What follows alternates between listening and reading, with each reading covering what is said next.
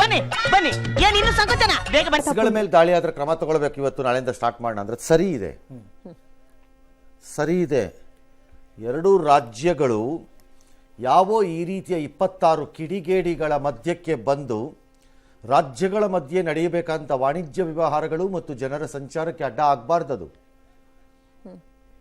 It's not correct. ಇದು actually ಚೆನ್ನಾಗಿರೋ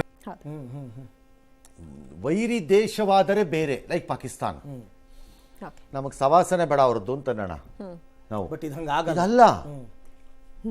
ಹಾಗಾಗಿ ಅದು ಸರಿ ಇದೆ. ಎರಡೂ ಕಡೆ ಬಸ್ಗಳನ್ನ ಡ್ಯಾಮೇಜ್ ಮಾಡಿದ್ರೆ ಮೊಕಾಮೂತಿ ನೋಡಿದ್ರೆ ಕೇಸ್ ಮಾಡಬೇಕು, ಎರಡೂ ಕಡೆ ಮಾಡಬೇಕು. ನಾಳೆ ಬರೀ ನಮ್ಮ ಕಡೆ ಮಾಡ್ಬಿಟ್ಟು ಆ ಕಡೆ ಮಾಡ್ತಿದ್ರೆ ಸರಿ ಇರಲ್ಲ. ಆಮೇಲೆ CS ಲೆವೆಲ್ನಲ್ಲೇ ಆಗ್ಬೇಕಾ ಸರ್ ಇದು? ಮಂತ್ರಿಗಳು, ಸಾಮಾನ್ಯ ರಾಜಕಾರಣಿಗಳು ಮಾತಾಡಕ್ ಕೂತ್ರೆ ಇನ್ನೇನಾದ್ರೂ ಪೊಲಿಟಿಕಲಿ ಹೆಚ್ಚು ಕಡಿಮೆ ಮಾತಾಗೋದು ಅಥವಾ ಇನ್ನೇನೋ ಆವೇಶಗಳು ಈ ಥರ ಏನಾರು ಆಗ್ಬಿಡೋದು ಮಾಡ್ಬಿಡೋದು. ಆಫೀಸರ್ಸ್ ಆದರೆ they understand each other on either side ಅಂದ್ಬಿಟ್ಟು ಆಫೀಸರ್ಸ್. ಎಸ್, ಇನ್ನು ಮರಾಠ ಪುಂಡರ ವಿರುದ್ಧ ಬೆಳಗಾವಿಯಲ್ಲಿ ಕನ್ನಡ ಪರ ಸಂಘಟನೆಗಳು ರಣಕಹಳೆಯನ್ನು ಮೊಳಗಿಸಿದ್ರು. ಕರವೇ ನಾರಾಯಣಗೌಡ ನೇತೃತ್ವದಲ್ಲಿ ಬೃಹತ್ ಪ್ರತಿಭಟನೆ ನಡೆಸಲಾಯಿತು. ವೋಟ್ ಬ್ಯಾಂಕ್ ಪಾಲಿಟಿಕ್ಸ್ ನಡೆಸ್ತಾ ಇರೋ ಬೆಳಗಾವಿ ಸಚಿವರ ವಿರುದ್ಧ ಆಕ್ರೋಶ ವ್ಯಕ್ತವಾಯಿತು. ಬೆಳಗಾವಿಯಿಂದ ಪಂತ್ ಬಾಳೆಕುಂದ್ರಿ ಕಡೆ ಹೊರಟಿದ್ದವರನ್ನ ಪೊಲೀಸರು ತಡೆದ್ರು. ಈ ವೇಳೆ ಒಂದಷ್ಟು ಹೈಡ್ರಾಮಾ ಕೂಡ ನಡೆಯಿತು. ಅತ್ತ ಕೂಡಲಸಂಗಮ ಬಳಿ ಮಹಾರಾಷ್ಟ್ರದ ಬಸ್ ತಡೆದ ಕನ್ನಡ ಪರ ಹೋರಾಟಗಾರರು ಚಾಲಕನಿಗೆ ಕನ್ನಡ ಧ್ವಜ ಕೊಟ್ಟು ಜೈ ಕರ್ನಾಟಕ ಅಂತ ಘೋಷಣೆ ಕೂಗಿಸಿದ್ರು. ಈ ಶೋಕಿ ಎಲ್ಲ ಬಿಟ್ಬಿಟ್ಟು ಹೂವು ಸೊಪ್ಪು ಮಾರ್ಕೊಂಡಿದ್ರೆ ಬದುಕ್ತೀರಾ, ಇಲ್ಲಾಂದ್ರೆ ಫೋಟೋನೇ. ಜನನ ಆಗಿದೆ, ಮರಣದ ಡೇಟ್ ಬರೆದ್ಬಿಡ್ತೀನಿ. ಬಸ್ ಮೇಲೆ ಜೈ ಕರ್ನಾಟಕ ಅಂತ ಬರೆದು ತಿರುಗೇಟ್ ಕೊಟ್ಟರು. ನೆಲಮಂಗಲದಲ್ಲಿ ಮಹಾರಾಷ್ಟ್ರ ನೋಂದಣಿಯ ವಾಹನಗಳಿಗೆ ಕಪ್ಪು ಮಸಿ ಬಳಿದ್ರು. ಮರಾಠಿ ಚಾಲಕರಿಗೆ ಕನ್ನಡ ಕಲಿಸುವ ಕೆಲಸವನ್ನೂ ಮಾಡಿದ್ರು. MES ಪುಂಡರ ಪ್ರತಿಕೃತಿಗಳನ್ನು ದಹಿಸಿದ್ರು. ಈ ಮಧ್ಯೆ ಯಾರೋ ಇಬ್ರು ಗಲಾಟೆ ಮಾಡಿದ್ರು ಅಂತ ಇದನ್ನ ದೊಡ್ಡದು ಮಾಡೋದು ಬೇಡ ಅಂತ DCM ಶಾಂತಿ ಮಂತ್ರವನ್ನ ಪಠಿಸಿದ್ರು.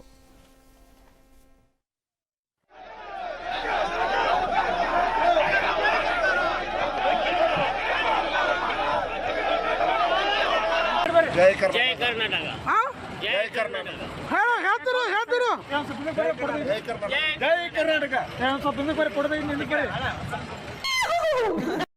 ಕರ್ನಾಟಕದ ಒಳಗಡೆ ಈ ತರದ ದೌರ್ಜನ್ಯ ದಬ್ಬಾಳಿಕೆಯನ್ನ ಸಹಿಸಲ್ಲ.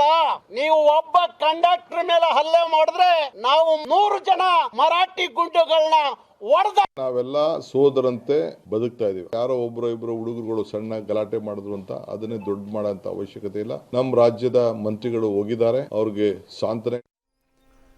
ಸೋದರರಂತೆ ಅಂತ ಗೊತ್ತಿಲ್ಲ. DK ತುಂಬಾ ಬ್ರದರ್ಸ್ ಇದ್ದಾರೆ, ಹಂಗಾಗಿ ಯಾವ ಬ್ರದರ್ಗಳು ಎಲ್ಲೆಲ್ಲಿದ್ದಾರೋ ನಮ್ಗೇನ್ ಗೊತ್ತು ಇವ್ರ ಬ್ರದರ್ದು ಕಲ್ಚರ್.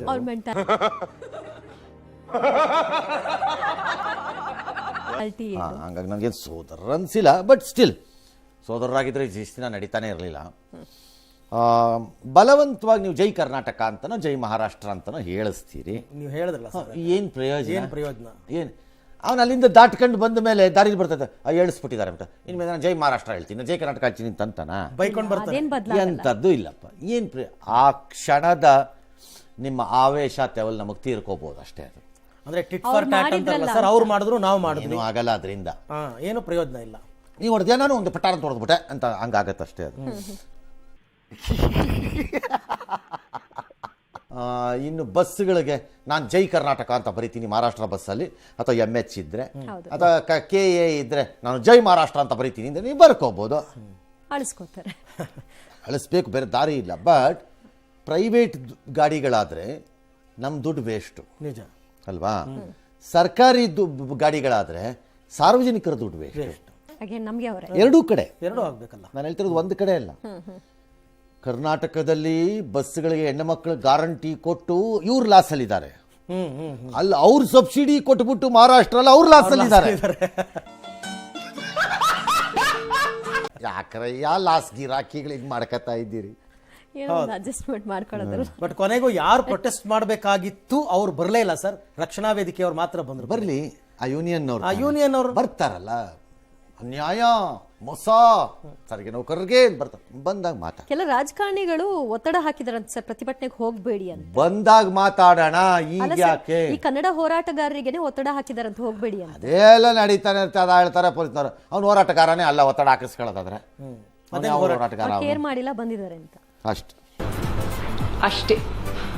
ನನಗೆ ಇನ್ನೊಂದು ಹೆಸರಿದೆ.